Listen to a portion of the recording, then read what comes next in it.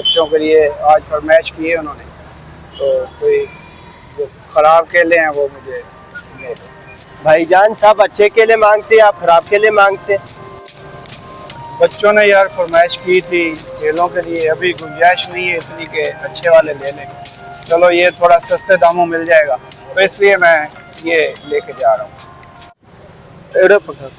ये ले भाईजान भाई, आप अच्छे केले ले ले और मुझे खराब केलों के पैसे दे देना।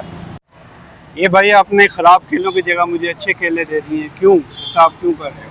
भाईजान हमारे घर में भी बच्चे हैं, माँ बाप आपका दर्द समझ सकते हैं, आप हमें दुआएं दे देना। बहुत मेहरबानी भाई, अल्लाह ताला आपको जज़ा दे इसकी, अल्लाह खैर करे। ये आप बहुत मेहरबानी भाई। ये भाई आपने उस गरीब के साथ क्या किया? मैंने भाई कच्चे केले भी बेच दिए और उस गरीब पर एहसान भी चढ़ा दिया। इसका नाम है कारोबार। भाई तू इन केलों को बेच, मैं